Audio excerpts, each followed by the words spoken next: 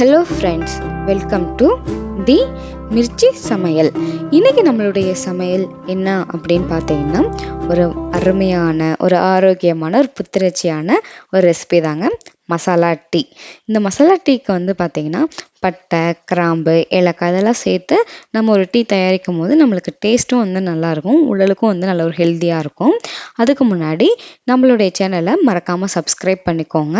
கூடவே bell நோட்டிஃபிகேஷனையும் click பண்ணிக்கோங்க. எப்படி செய்யலான்னு பார்க்கலாம் வாங்க.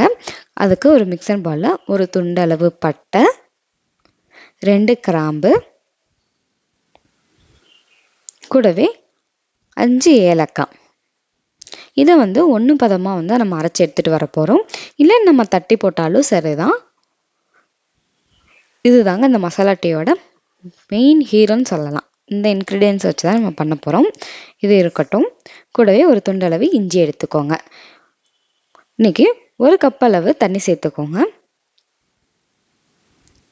தண்ணி கொஞ்சம் சூடு ஏறினதும் நம்ம அரைச்சி வச்சிருக்கிற அந்த மசாலா வந்து சேர்த்துக்கிற போகிறோம். கூடவே இஞ்சியை வந்து நல்லா தட்டி சேர்த்துக்கோங்க. இது கூட 1 டேபிள் ஸ்பூன் அளவு டீ தூள் வந்து சேர்த்துக்கோங்க. எந்த பிராண்ட்னாலும் ஓகே தான். உங்கள் வீட்டில் என்ன டீ தூள் இருக்கோ அதை சேர்த்துக்கோங்க. இப்போ இதை நல்லா கலந்து விட்டுருங்க.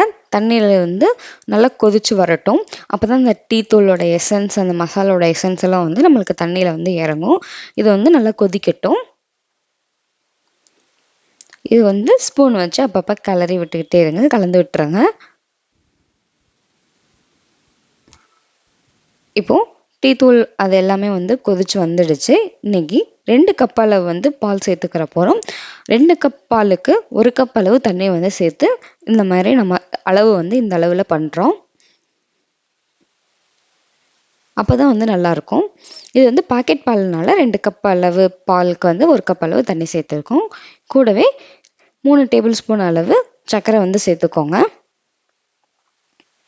உங்களுக்கு இனிப்பு எவ்வளோ தேவைப்படுமோ அந்த அளவுக்கு சேர்த்துக்கோங்க. கம்மியாகவே கொஞ்சம் சேர்த்துக்கோங்க. இப்போ பால் வந்து நல்லா பொங்கி வரட்டும். இப்போ பால் வந்து நல்லா பொங்க ஆரம்பிச்சிடுச்சு. இப்போ பால் பொங்குனதும் சிம்மில் வச்சுக்கோங்க. லோ ஃப்ளேமில் வச்சு ஒரு 2 நிமிஷம் அளவுக்கு டீ தூளை வந்து நல்லா கொதிக்க விடுங்க.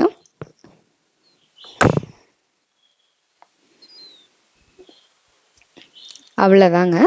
இன்றைக்கி ஒரு அருமையான மசாலா டீ எப்படி செய்கிறதுன்னு பார்த்தோம். நீங்களும் ட்ரை பண்ணி பாருங்கள். இந்த டீ வந்து குடிக்கும் போது நம்மளுக்கு நல்ல ஒரு இம்யூனிட்டி பவர் வந்து நல்லா கிடைக்கும். ஏன்னா இதில் வந்து மசாலா ஐட்டம்லாம் சேர்த்துருக்கோம்ல, அதனால வந்து நீங்கள் அந்த டீயை வந்து ட்ரை பண்ணி பாருங்கள். இப்போ வடிகட்டி எடுத்துக்கலாம். ஒரு சுவையான மசாலா டீ வந்து தயார். நீங்களும் செஞ்சு பாருங்கள்.